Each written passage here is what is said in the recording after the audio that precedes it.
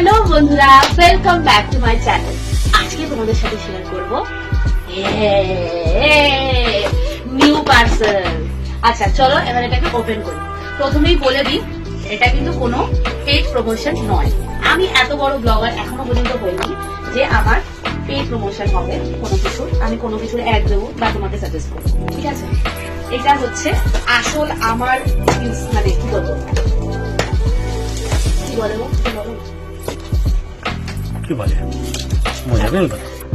Paid promotion হতে পারে যদি আমি সেই লেভেলের ব্লগার হই, আর তার জন্য তোমাদেরকে সাপোর্ট করতে হবে। কি করতে হবে? যদি এই ভিডিওটা ভালো লাগে তাহলে একটা লাইক শেয়ার কমেন্ট করতে হবে। আর হ্যাঁ, যদি চ্যানেলটা সাবস্ক্রাইব না করে থাকো এক্ষুনি গিয়ে সাবস্ক্রাইব করো।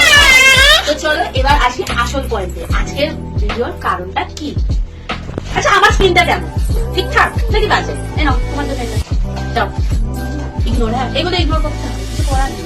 এই নাও, এবার বলো তোমরা আমার স্কিনটা কেমন? তোমাদের কি এরকম মনে হচ্ছে যে স্কিনটা ডাল হয়ে যাচ্ছে, একটু গ্লো দরকার, ন্যাচারাল গ্লো উইদাউট মেকআপ? আমি কিন্তু ডেলি মেকআপ করি, আমি যেখানে, বাট আমার স্কিনে একটা ন্যাচারাল গ্লো আছে। যারা আমাকে সামনে থেকে দেখে তারা বলে, এটা আমার কথা না। তাই ভাবলাম তোমাদের সাথে একটু শেয়ার করি, তোমরাও যদি কেউ কেউ উপকার পাও। তো চলো প্রথমেই বলে দিই, এটা আমি পার্সেলটা এসছে পার্পল থেকে। আমি পার্পলে অর্ডার করেছি। কত টাকার কি অর্ডার করেছি সব বলে দেবো। আর তোমরা যদি কেউ এটা অর্ডার করতে চাও অতি অবশ্যই আমাকে কমেন্ট করো, আমি লিঙ্ক দিয়ে দেবো। তো ওই যা নিয়ে চলে গেল, তুমি এটা নাও, ফার্স্টে আসি। এটা হচ্ছে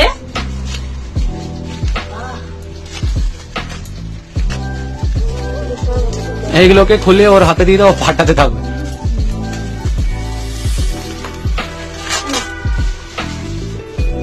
চলো খুলে দিচ্ছে নাকি, মুখে দিচ্ছে না, ওটা খোলাই মানে সিল প্যাক বাট ডাব্বা।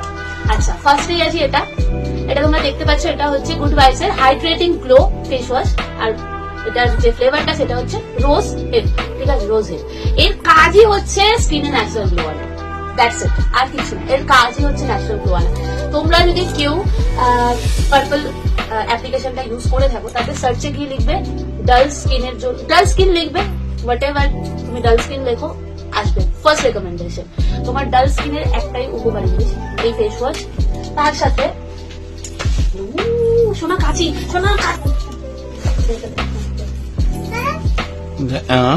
আর এত বড় আমি একটা যে কন্টেনার নিয়েছি, তার মানে বুঝতে পারছো আমি এটা কত ইউজ করি, ঠিক আছে? নেক্সট স্টেপ, ফেস ওয়াশ হয়ে গেল। আমরা সবাই জানি নেক্সট স্টেপ কি? Toner. Good vibes hydrating toner rose hip, ঠিক আছে? ফেস ওয়াশের পরে second step toner. Third step